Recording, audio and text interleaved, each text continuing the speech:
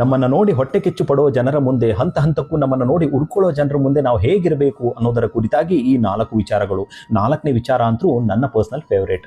ಮೊದಲನೇದು, ನಮ್ಮ ಸೋಲುಗಳಿಗೆ ಕಾತರದಿಂದ ಕಾಯ್ತಾ ಇರುವ ವ್ಯಕ್ತಿಗಳ ಮುಂದೆ ಸೈಲೆಂಟ್ ಆಗಿನೇ ನಾವು ನಮ್ಮ ಕೆಲಸವನ್ನ ಮಾಡಬೇಕಾಗುತ್ತೆ. ನಮ್ಮ ಸಾಧನೆ ದೊಡ್ಡದಾಗಿ ಸದ್ದು ಮಾಡಬೇಕು, ನಮ್ಮ ಗೆಲುವು ನಮ್ಮ ಬಗ್ಗೆ ಮಾತಾಡೋಕೆ ಶುರು ಮಾಡಬೇಕು. ಆ ರೀತಿ ನಮ್ಮ ಸಾಧನೆ ಇರಬೇಕಾಗುತ್ತೆ. ಇನ್ನು 2ನೇ ವಿಚಾರ, ನಾವು ಸಣ್ಣ ಸಸಿ ನಮ್ಮನ್ನ ಈಸಿಯಾಗಿ ಚಿವುಟಿ ಹಾಕ್ಬೋದು ಅನ್ಕೊಂಡಂತ ವ್ಯಕ್ತಿಯ ಮುಂದೆ ನಾವು ದೊಡ್ಡ ಹೆಮ್ಮರವಾಗಿ ಬೆಳೆದು ನಿಲ್ಬೇಕು. ಮುಂದೆ ಒಂದಿನ ನಮ್ಮ ನೆರಳಿನ ಆಶ್ರಯವನ್ನ ಬೇಡ್ಕೊಂಡು ಆ ವ್ಯಕ್ತಿ ನಮ್ಮ ಹತ್ರ ಬರಬೇಕಾಗತ್ತೆ. ಆ ರೀತಿ ನಮ್ಮ ಬೆಳವಣಿಗೆ ಇರಬೇಕಾಗತ್ತೆ.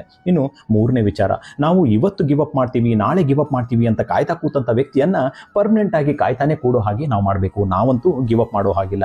ದೊಡ್ಡ ಗುರಿಯನ್ನ ಬೆನ್ನತ್ತಿ ಹೋಗ್ತಾ ಇರ್ತಕ್ಕಂಥ ನಾವು ಗಿವ್ ಅಪ್ ಮಾಡೋ ವಿಚಾರವನ್ನ ತಲೆಯಲ್ಲಿ ತರೋ ಹಾಗಿಲ್ಲ. ಗುರಿಯತ್ತ ನಮ್ಮ ಪಯಣ ಸದಾ ಕಾಲ ನಡೀತಾನೆ ಇರಬೇಕಾಗತ್ತೆ. ಇನ್ನು 4ನೇ ವಿಚಾರ, ಇವತ್ತು ನಮ್ಮನ್ನ ನೋಡಿ ಉರ್ಕೊಳ್ತಾ ಇರುವಂತ ವ್ಯಕ್ತಿ ಮುಂದೆ ಒಂದಿನ ನಮ್ಮ ಅಭಿಮಾನಿ ಆಗ್ಬೇಕು. ಅಯ್ಯೋ, ಈ ಹುಡುಗನ, ಇವನು ನನಗೆ ತುಂಬಾ ಕ್ಲೋಸ್ ಬಿಡ್ರಿ, ಇವ ನಮ್ಮವ ಅನ್ನೋ ರೀತಿಯಲ್ಲಿ ನಮ್ಮ ಗೆಲುವು ಇರಬೇಕಾಗತ್ತೆ. ಈ 4 ವಿಚಾರಗಳ ಬಗ್ಗೆ ನಿಮ್ಗೇನು ಅನ್ಸುತ್ತೆ?